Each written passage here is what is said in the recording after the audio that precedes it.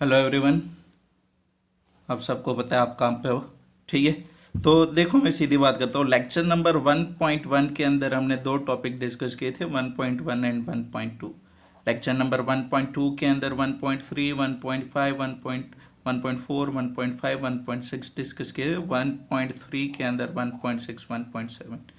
और इन सब के अंदर सबसे जो मोस्ट इम्पोर्टेंट टॉपिक था वो आपका था 1.8 कूलम्ब्स लॉ। याद है ना? अगर आपको याद नहीं तो आप फर्स्ट लेक्चर के अंदर जाके टॉपिक चेक कर सकते हो, ठीक है। और इनके अंदर जो प्रॉपर्टीज ऑफ इलेक्ट्रिक चार्ज थी वो आपके लिए इम्पोर्टेंट थी। तो दोनों टॉपिक आपको अच्छी तरह से लर्न करने हैं, और ये बाकी सब आपका बेसिक है, वहाँ से मैक्सिमम कोई क्वेश्चन नहीं पूछेंगे। तो अभी जो लेक्चर नंबर हम 1.5 स्टार्ट कर रहे हैं, फर्स्ट यूनिट फिफ्थ लेक्चर, तो उनके अंदर पहले मैं थोड़ा 11th का बेसिक आपको करवाऊंगा, और बेसिक के बाद मैं टॉपिक नंबर स्टार्ट करूंगा 1.9।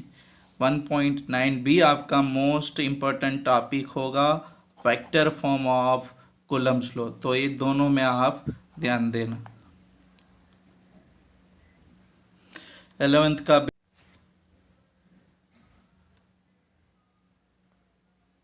चलो, तो क्लास 11th का बेसिक था, आपको यहाँ पे थोड़ा देख लेना है।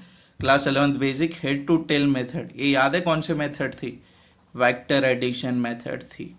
वेक्टर एडिशन मेथड थी। चलो, तो मानो कि यहाँ पे मैं बोलूँ एक वेक्टर ए और एक दूसरा वेक्टर ए वाला है, इसको वेक्टर ए बोलूँ और इसको वेक्टर बी बोलूँ। मुझे वेक्टर बी प्लस ए करना है, बी प्लस ए। इसका मतलब क्या होगा? इनका जो हेड होगा उनके ऊपर वेक्टर ए की क्या रहेगी? टेल। तो वेक्टर बी का हेड ये रहा ना, और वेक्टर ए की टेल यहाँ पे देखो। तो वेक्टर बी को यहाँ पे मैं कॉपी करूँ, ए वेक्टर बी उनका हेड, और ए हेड के ऊपर वेक्टर ए की टेल। ये जो एंगल होगा वो सेम रहना चाहिए, कॉपी करो उनको। तो ये जो आपको मिलेगा थर्ड साइड, वो आपका वेक्टर बी प्लस ए होगा। समझ में आ? चलो एक और एग्जांपल लेते हैं। मानो कि एक वेक्टर है, वेक्टर r1। ये कौन है? आपकी वेक्टर r1। और एक दूसरा वेक्टर है, वेक्टर r2। आपको क्या करना है? r1 प्लस r2 करना है, दो वेक्टर का एडिशन। तो आप क्या करोगे? देखो, r1 के हेड के ऊपर ऐसे ही, ये r1 में यहाँ पे कॉपी करूँ, r1 के हेड के ऊपर r2 की क्या रखनी है? आपको टेल रखनी है। ये r2 की आपने क्या रख दी? टेल रख दी। तो ये क्या होगा आपका? Vector r1 plus vector r2। समझ में आ कि नहीं? चलो, फिर एक और टॉपिक शायद आपको याद होगा, और होना ही चाहिए आपको, कि x की डायरेक्शन का यूनिट वेक्टर क्या था? i cap. y के डायरेक्शन का यूनिट वेक्टर क्या था? j cap. जेड की डायरेक्शन का यूनिट वेक्टर क्या था? के कैप। तो ये तीनों एक्स वाई कोऑर्डिनेट्स के लिए आपने यूनिट वेक्टर देखे थे, और एक ये भी देखा था आपने कि अगर मानो कि आर वेक्टर है कोई, ये मानो कि आर वेक्टर है, तो उनकी डायरेक्शन का यूनिट वेक्टर क्या बनेगा? तो उनकी डायरेक्शन का यूनिट वेक्टर आप क्या लिखते थे? R cap. And this R cap is equal to vector R divide by its magnitude. तो ये आर कैप का इक्वेशन याद है? तो मानो मैं बोलूँ एक और वेक्टर कंसिडर करो, मानो कि एक वेक्टर में कंसिडर करो वेक्टर r12। तो उनकी डायरेक्शन का यूनिट वेक्टर आप क्या लिखोगे? r12 कैप, और it will be equal to r12 vector divide by r12 magnitude. समझ में आ? फिर एक ऑपोजिशन वेक्टर था ना, कि एक r12 है और ये मानो कि ये वेक्टर r12, तो एक सेम मैग्नीट्यूड वाली ए वाली डायरेक्शन उनसे क्या बनेगी? पैरेलल, लेकिन उनसे कौन सी डायरेक्शन में? अपोजिट डायरेक्शन में। तो उनसे अपोजिट डायरेक्शन के लिए आप क्या दिखाते थे? यहाँ पे माइनस, और ए इनका क्या लिखते थे आप? Opposition vector. समझ में आया कि नहीं? क्लियर? तो इनको आप r21 बोलो, या तो ए वेक्टर ए और ए वेक्टर बी। तो मैं ऐसे लिख सकता हूँ, vector A is equal to minus vector B. ये आपका 11th का फंडा था, याद है कि नहीं है? ठीक है, क्लियर? तो ये भी याद रखना आपको, ये भी याद रखना है, अपोजिशन वेक्टर भी याद रखना है, ये भी आपको याद रखना है, वेक्टर एडिशन। क्योंकि इन सब को मैं कॉलम्स लो के अंदर यूज़ करने वाला हूँ और वहाँ पे एकदम शॉर्ट में मैं फिनिश कर दूंगा, क्योंकि वो उतना ज़्यादा हमें फोकस नहीं करना है। समझ में आ कि नहीं? चलो नेक्स्ट कॉलम्स लो। चलो next most important topic of first unit, one of the most important topic of first unit, vector form of columns लो। तो आपने जो ये कॉलम्स लो डिफाइन किया था ना, F is equal to Q1 Q2 by R square, ये अपने स्केलर फॉर्म में, तो अभी उनको वेक्टर फॉर्म में हमें कन्वर्ट करना है। तो यहाँ पे देखो दो चार्जेस मैं कंसिडर करूँ विथ पोजीशन वेक्टर, तो मानो कि दो चार्जेस मैं कंसिडर करता हूँ Q1 और दूसरा चार्ज है आपका Q2, इनका जो पोजीशन वेक्टर है वो आपका R1 वेक्टर और एक Q2 का पोजीशन वेक्टर मैंने लिया R2 वेक्टर। अभी देखो दोनों चार्जेस एक दूसरे के ऊपर फोर्स एक्सर्ट करेगी, जो फोर्स एक्सर्ट होगी ना वो रिपल्सिव फोर्स होगी क्योंकि दोनों पॉजिटिव है, और दोनों एक दूसरे के ऊपर जो फोर्स एक्सर्ट करेगी उनका मैग्नीट्यूड भी सेम रहेगा, लेकिन दोनों की डायरेक्शन अलग अलग होती है।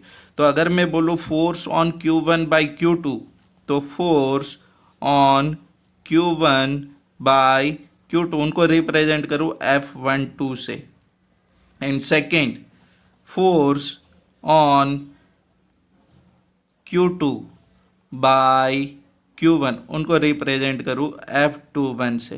तो ये दोनों फोर्स की डायरेक्शन देख लो आप कौन से डायरेक्शन में होगी।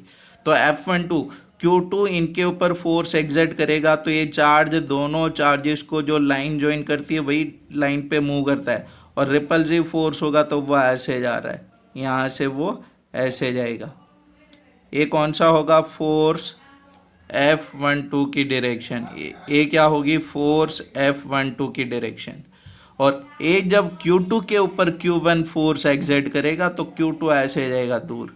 देखो दोनों चार्जेस को जो लाइन ज्वाइन कर रही है वही लाइन पे मूव कर रहे हैं कि नहीं?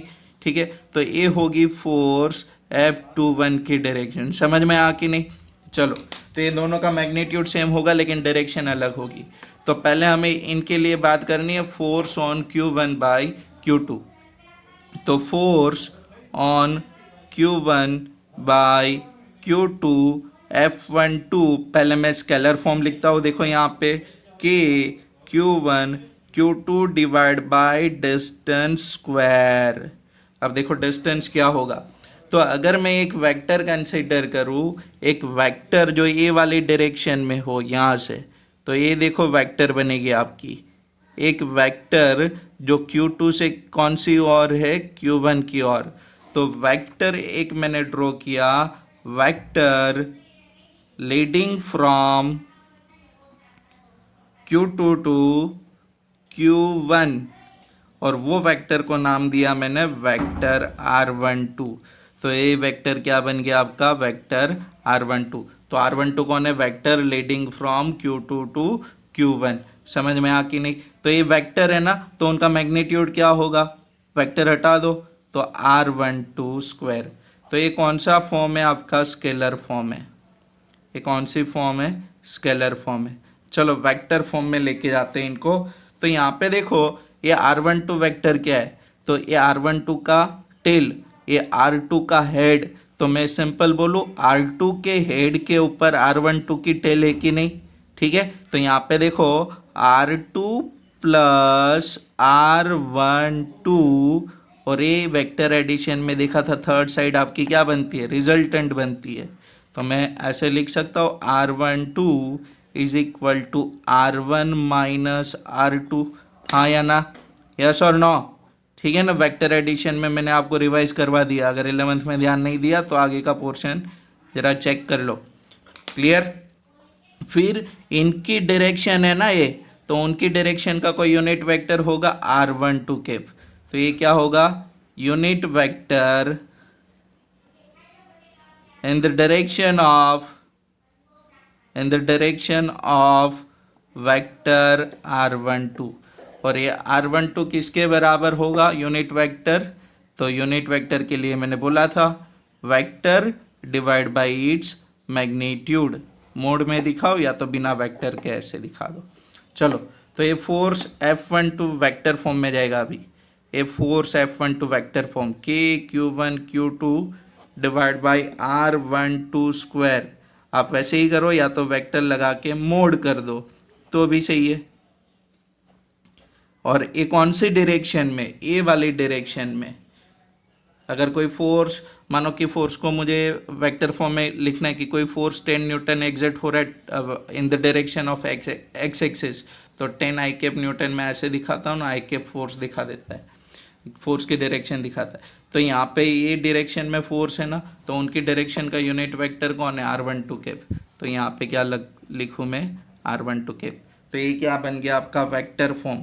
फिर देखो यूनिट वेक्टर की जगह पे, तो k q1 q2 r12 unit vector की जगह पे r12 वेक्टर डिवाइड बाय एक r12 यहाँ पे डिवाइड में जाएगा और ए स्क्वायर ऑलरेडी है, तो ये क्या बनेगा यहाँ पे क्यूब।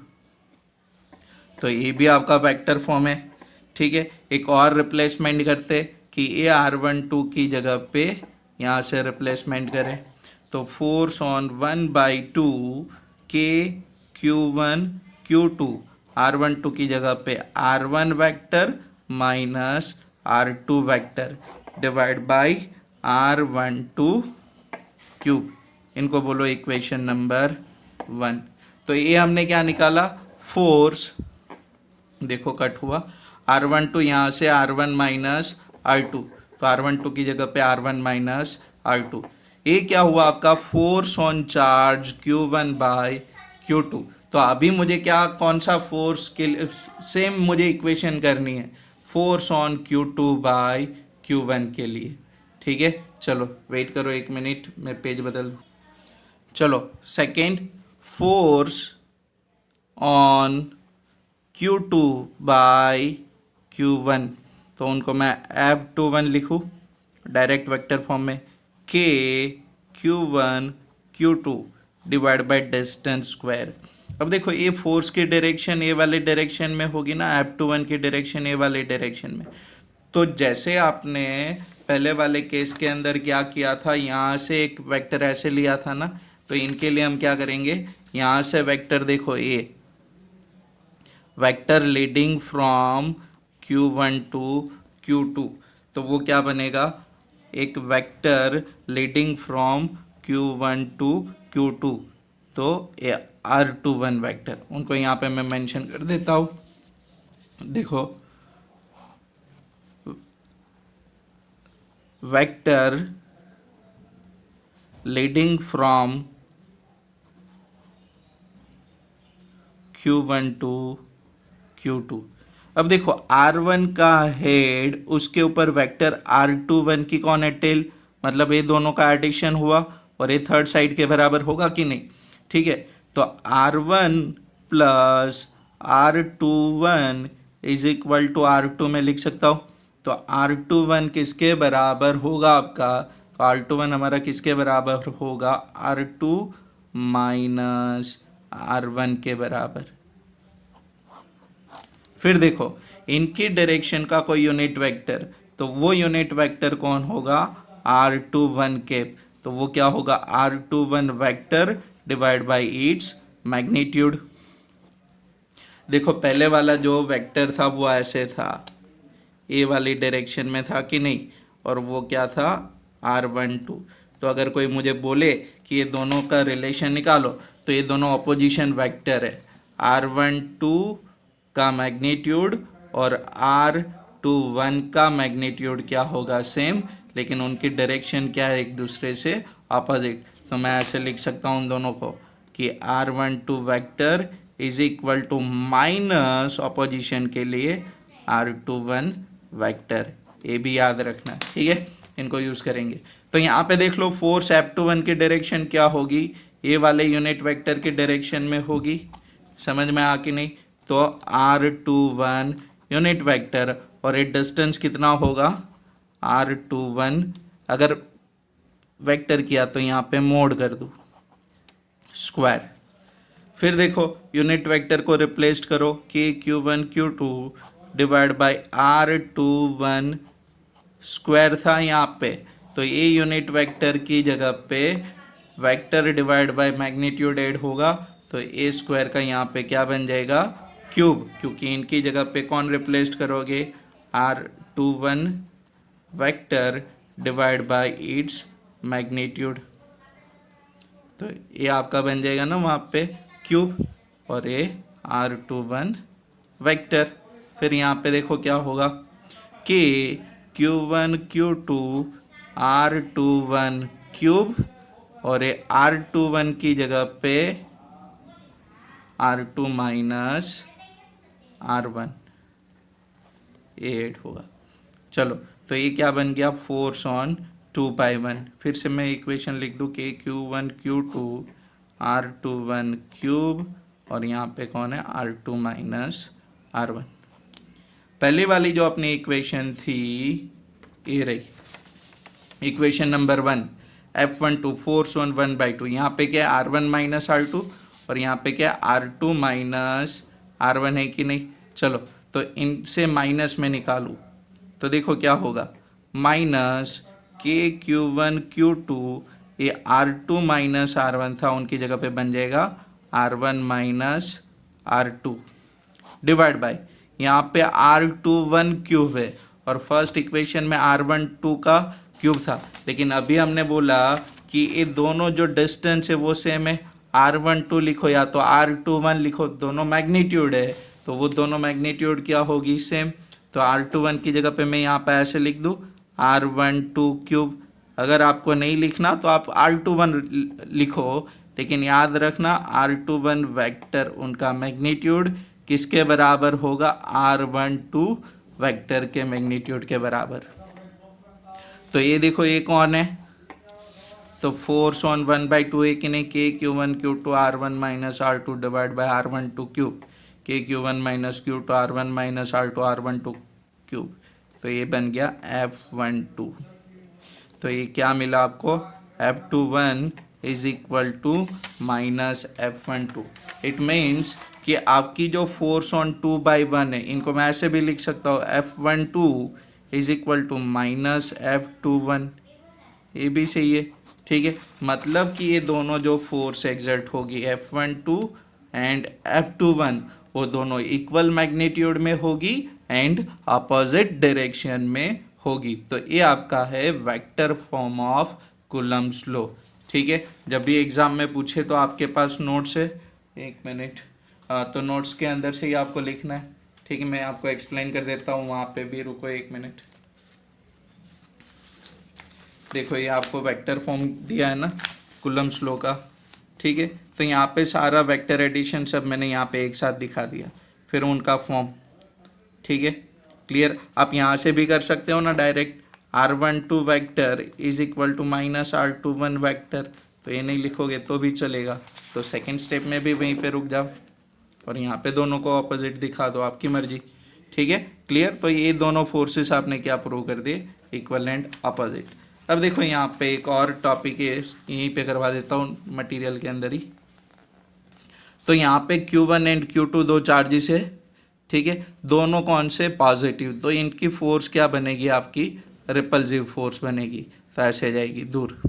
अगर दोनों नेगेटिव होते, एक पॉजिटिव और मानो कि एक आपका ए में बोल दूँ ये कौन है, नेगेटिव, तो अगर एक नेगेटिव चार्जेस होता तो उनका यहाँ पे क्या होता है, ऐसे अट्रैक्शन होता। तो जो भी फोर्स एक्सर्ट होगा तो वो दोनों चार्जेस को जो लाइन ज्वाइन करेगी ना, उसी के ऊपर एक्सर्ट होते हैं। समझ में आ कि नहीं, क्लियर। चलो फिर नेक्स्ट, चलो नेक्स्ट टॉपिक में डायरेक्ट नोट्स में ही करवा देता हूँ आपको, फोर्सेस बिटवीन मल्टीपल चार्जेस, ठीक है। तो एक चार्ज के ऊपर ज़्यादा चार्जेस जब फोर्स एक्सर्ट करेंगे तो कैसे आपको डेरिवेशन करनी है वहाँ पे, और ये इनके बेसिस पे न्यूमेरिकल भी काफ़ी ज़्यादा है। तो यहाँ पे देखो चार्ज ये आपकी Q1 है, ये आपका चार्ज Q2, और यहाँ पे चार्ज Q3। Q3 का पोजीशन वेक्टर है R3 from the origin, Q1 का है R1, और यहाँ पे Q2 का कितना है, ये Q2 का कितना पोजीशन वेक्टर है R12। ये जो डिस्टेंस है, the distance is between Q1 and Q2। ये जो डिस्टेंस होगा यहाँ से लेके ये वाला, तो वो डिस्टेंस होगा बिटवीन Q1 एंड Q3। तो वो डिस्टेंस क्या बोले यहाँ पे, R12 एंड R13। अगर आप देखो vector leading from Q2 to Q1 करने जाओगे ना, तो कूलम्ब्स लॉ से थोड़ा उल्टा होगा। टेक्स्ट बुक में ऐसे ही दिया है, तो मैंने वैसे ही यहाँ पे आपको एक्सप्लेन किया है। तो R12 कौन है, ये वाली डिस्टेंस है, ये R13 यहाँ से ये वाले डिस्टेंस है। तो यहाँ पे टोटल फोर्स आपको किसके ऊपर फाइंड आउट करना है, Q1 के ऊपर। तो Q2 की वजह से Q1 के ऊपर ये वाली डायरेक्शन में फोर्स एक्सर्ट होगा, और एक Q3 की वजह से Q1 के ऊपर ये वाले डायरेक्शन में फोर्स एक्सर्ट होगा कि नहीं, ठीक है। ये F1 है, वो टोटल फोर्स है।